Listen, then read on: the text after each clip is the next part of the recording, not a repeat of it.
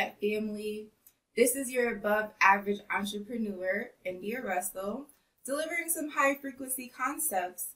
And today I'm going to do a quick training called What Do I Do with a Dollar? Now it's very important that you ask yourself, what do I do with a dollar? As well as know the answer to that question if you're looking on learning how to become financially free. So, like I said, this training is called What to Do with a Dollar. It's not important if you can see the board. I'm just going to use it to write a couple of things on it. It's just more important that you listen to understand. Now, if you want to know what you should do with a dollar, it's very important that you do one of two things. First, that is develop a philosophy. The second would be develop the right philosophy. Philosophy is important because philosophy is our reality as well as our future. And if we're trying to make it to our future and be financially free and live the lifestyle that we want, be free of the worry of bills and lack of money, it is important that you put on your thinking cap and open those ears to what I'm about to say. So if we want to develop the right philosophy, we have to understand that there are only two philosophies when it comes to money and what to do with a dollar. So the first one would be the poor philosophy. And the poor philosophy says to spend my money first and invest what's left. That's what the poor mindset, the poor philosophy does when it comes to money management. The rich philosophy says, invest my money first, spend what's left. Same money, just different philosophy, different way of thinking when it comes to what to do with $1, multiple dollars. So with that being said, the amount of money doesn't matter. It's only the philosophy on what you're going to do with that money that's either going to make you rich and keep you rich, or either keep you poor or make you poor, one of the two. So, what should a person do with a dollar? Well, that is an important question to ask because no one has ever taught us what to do with a dollar. Chances are, growing up, when you got allowance, your parents or whoever raised you taught you how to make a dollar going to work or preparing you for work, giving you responsibilities called chores. And then when you receive that money, chances are they only taught you how to save it or spend it. And those two things are setting us up for failure. They're setting us up to keep us dependent. And we want to break those barriers. And in order to do that, we have to understand what to do with our first dollar. And it's okay if you are an adult and you've already spent a couple of dollars. That's fine. You can take on this philosophy and apply it, and your life will be a lot different 5 years from now, and that is a guarantee. So we're talking about the dollar. Now, the answer to what do I do to a dollar would be, don't spend it all. And you might say, well, why not? It's just $1. It's my dollar. I earned it. Why shouldn't I spend it? Well, you're completely right. It's your dollar. You earned it. But if you are trying to keep it, if you are trying to not worry about money, then it's very important that you grasp the fact that you do not spend all of your dollar. You spend some of it, but not all of it. So with that being said, you might say to me, well, how much of it should I spend and how much should I keep? Well, here's the philosophy on the dollar. Remember, we're talking about $1, 4 quarters, however you want to break it down. We're just speaking on $1. Now, if you get $1, the rule of thumb or the philosophy to financial freedom would be don't spend more than 70% or 70 cents of every dollar. And you might say to me, well, why only 70 cents? Well, it's a number that we have to start with because it's just a number. You have to start somewhere. And this is a philosophy that has worked for many people, authors, multimillionaires, This is where I learned this from, so I'm sharing it. And it has helped me dramatically, so I hope that it helps someone else. So we're back with the 70% or 70 cents of every dollar that we receive. Now, you might say, okay, I got it. Don't spend more than 70 cents. But that leaves me with 30 cents. What do I do with that 30 cents? Well, I'm glad that you asked, and let me be more than happy to explain what you should do with that dollar. Now, the first 10%, 10 cents of the 30 cents, what you should do with it is give it away. Now, you may say, hold up. I don't just have money to give away. I work hard for my money. But in order to give, we must do what? In order to receive, we must do what? We must give. So it's very important that you give away 10 cents of every dollar that you receive. Now, I don't care who you give it to. Give it to charity, give it to church, give it to person on the street. Just give it away, because what you put out, you will get back. And that's just how the universe works. We know that you cannot receive without giving.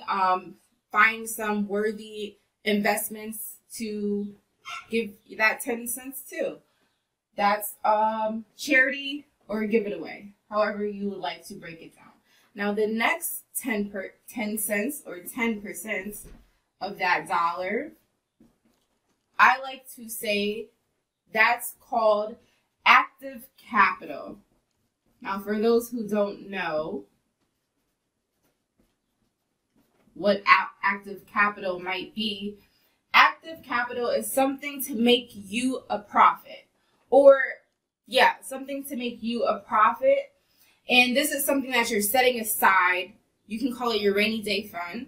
This is something that we were taught to save money. But we're not just saving it, we're putting it towards something that's going to make us some money later. So it could be a home-based business, or it could be you want to start selling your own t-shirts. So you go and save this money until you can buy enough t-shirts, print what you want on them, and then resell them, make yourself a profit. Now, why do you want to do this? This is very important because profits are better than wages. See, at any age, in any given time of the day, you can make a profit. You have to wait at least, I think, the age of 16 for you to be able to get a job in order to make a wage. But you can learn how to make a profit well before someone else allows you to start learning how to make money for yourself. So it's very important that you learn how to set aside 10% or 10 cents of every dollar towards your active capital if you're looking to become financially free. Now, with the last 10% or 10 cents of that dollar, what I want you to do with it is called passive capital. And I love passive capital. I learned about passive capital 3 years ago. Changed my life. And I hope it's going to change someone else's. Now, passive capital is 10 cents or 10% that you're going to let someone else use to make a profit. Now, that might sound strange to you at first, but hear me out. Very, very important what I'm about to say.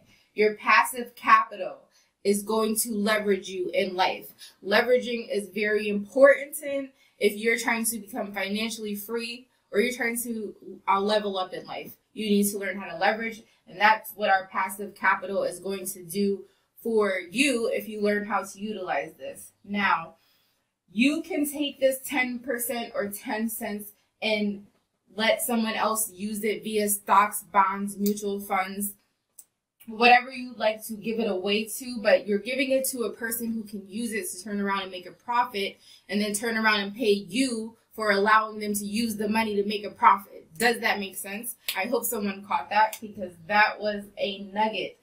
For those who didn't catch it, you're just turning around and doing these things that I just described. I take my money, give it to an investor or someone who may need to utilize it. I'm lending money to someone who, once they turn around and flip that money and makes a profit for themselves, they come back and pay me because I lent it to them.